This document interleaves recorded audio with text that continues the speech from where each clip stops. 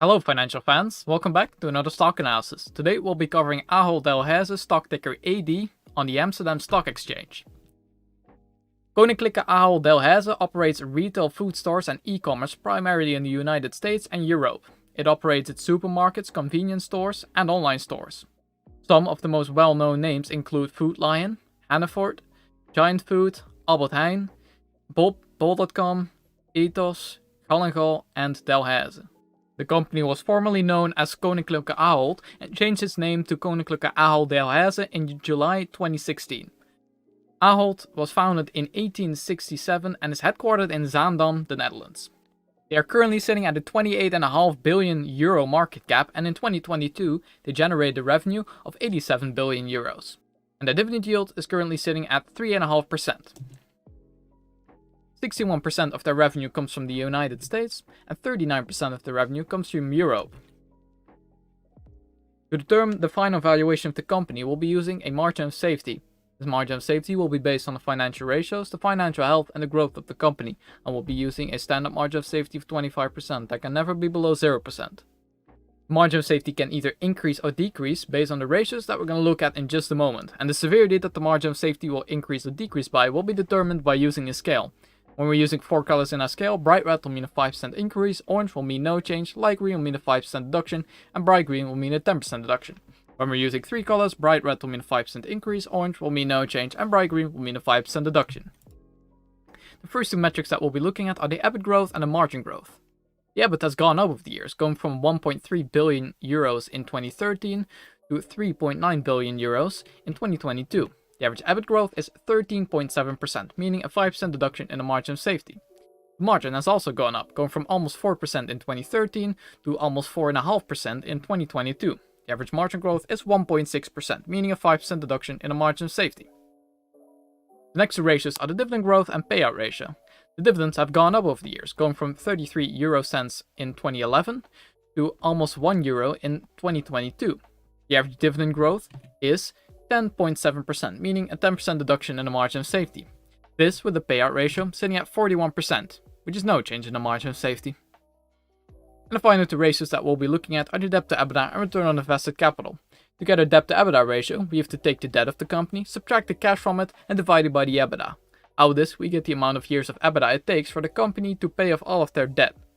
For Ahold, this is around 2.5 years, in this case a 251% debt to EBITDA ratio, indicating that there is no change in the margin of safety on this metric.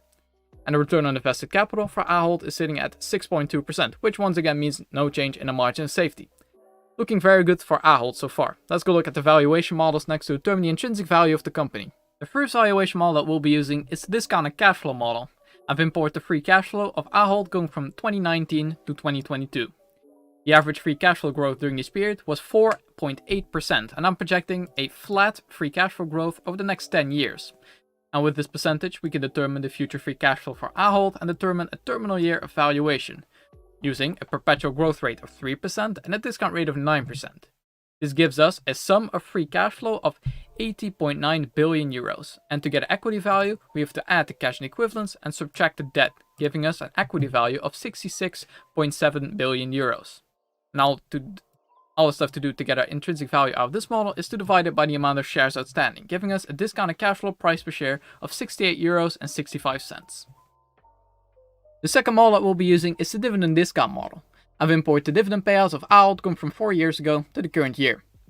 The average growth rate during this period in dividends was 11.75%, and I'm projecting an expected growth rate in all of their future dividends of 6%. I will once again be using a discount rate of 9% in this valuation.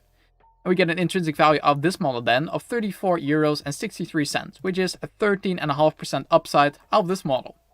The third model that we use is Graham's advice valuation formula. In this model, we take a look at the earnings per share that Ahold is generating, the growth rate estimate projected by Wall Street, and the current yield of AAA corporate bonds in relation to the average yield of AAA corporate bonds. And we go by the theory that a company with no growth always is sitting at a PE ratio of 7.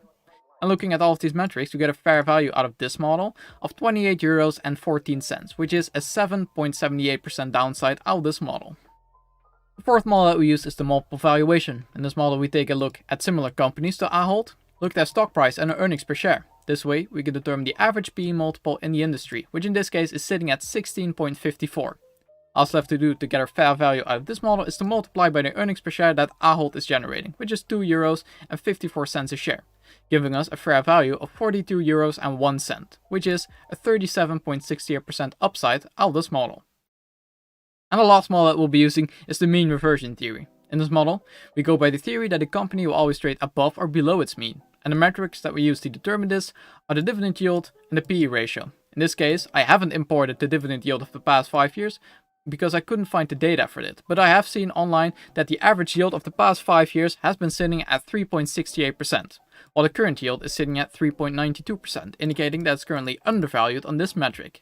Doing the same for the PE ratio, which I could find the data for, the average PE ratio of the past 5 years has been sitting on average at 14.07 with the current PE ratio sitting at 12.01. This indicates it's once again undervalued on this metric as well. And then we get a fair value out of this model with these metrics of €34.12, which is an 11.85% upside out of this model. If you want access to all of the models that I use in my videos and more, you can check in the description for my Patreon link. Anyways, getting that self-promotion out of the way, let's go look at the final overview of a valuation next.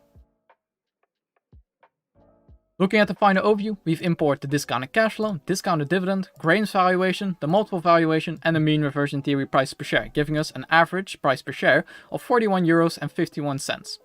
A margin of safety we've determined earlier using a standard margin of safety of 25%, deducting it by 5% for the EBIT growth, 5% for the margin growth, and 10% for the dividend growth, leaving us with a 5% margin of safety. Applying this margin of safety, we get a fair value of €39.43. And with the current price of €30.51, we get a pretty good upside of 29.25%, indicating that it's currently a buy. If there's any other companies that you would like to see me cover on the channel, please let me know in the comments. And thanks for watching.